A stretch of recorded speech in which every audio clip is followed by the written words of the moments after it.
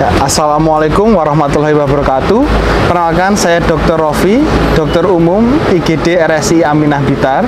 Pada kesempatan kali ini saya akan sharing tentang 6 kesalahan yang sering terjadi di masyarakat tentang penggunaan antibiotik. Apa itu antibiotik? Antibiotik merupakan obat untuk mengatasi infeksi karena bakteri, khusus hanya untuk bakteri ya. Karena kita temukan banyak sekali infeksi-infeksi lain yang contohnya virus atau jamur yang juga memiliki klinis yang sama. Jadi penggunaan antibiotik harus tepat dan rasional. Apa itu? Yang pertama, harus tepat indikasi. Jadi harus sesuai dengan klinis yang ditemukan karena infeksi yang khusus karena bakteri. Kedua, obat harus tepat obat. Artinya nanti setelah dokter menentukan kalau ini infeksi bakteri, akan ditentukan obat antibiotik jenis apa, lama penggunaannya seberapa lama, dan cara penggunaannya seperti apa. Apakah lewat minum, tetes, oles, atau lewat injeksi. Yang ketiga, harus tepat dosis.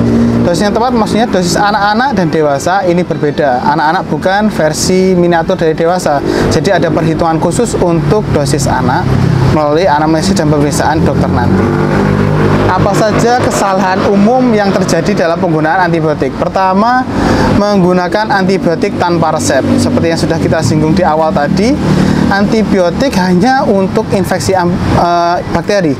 Jadi, yang bisa menentukan bahwa pasien ini mengalami infeksi bakteri atau tidak hanyalah dokter. Jadi proses anamnesis, pemeriksaan fisik, dan lab.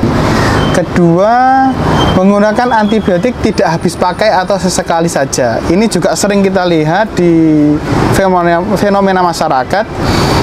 Antibiotik digunakan hanya beberapa hari saja karena merasa sudah enakan. Ketiga, mengubah dosis dokter. Artinya gini, ada beberapa pasien yang ingin cepat sembuh sehingga mengubah dosis obatnya. Yang harusnya 3 kali sehari, pasien menginumnya 4 kali sehari. Atau malah sebaliknya, harusnya 3 kali 1 tablet, pasien minum 3 kali 2 tablet. Ini juga salah ya. Yang keempat, berbagi antibiotik dengan orang lain. Jadi artinya kadang mungkin pasien A ini setelah periksa ke dokter, sudah diberikan obat, sembuh, diberikan antibiotik, sembuh, merasa ada keluarga lain di rumah yang keluhannya sama. Kemudian diberikan antibiotik yang sama saat dia periksa. Yang kelima, mencegah tertular sakit. Jadi artinya pasien mungkin di lingkungan yang sedang banyak sakit, karena takut tertular, akhirnya dia meminum antibiotik. Ini juga konsep yang salah ya. Penggunaan antibiotik bukan untuk mencegah, hanya untuk mengobati bila sedang terinfeksi bakteri. Karena yang terakhir, alergi antibiotik dan efek samping antibiotik. Sering terjadi masyarakat itu tidak tahu bahwa dia alergi antibiotik. Contohnya, pasien ini membeli antibiotik jenis amoksisilin merek A. Mungkin dia tidak tahu, minum, kemudian gatal-gatal, bentol-bentol, mungkin matanya sembab. Kemudian karena nggak cocok, stop, dia membeli obat lain, merek B, padahal merek B ini isinya sama, amoksisilin.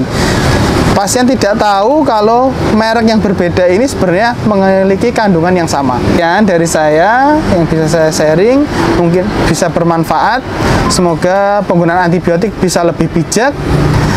Wassalamualaikum warahmatullahi wabarakatuh.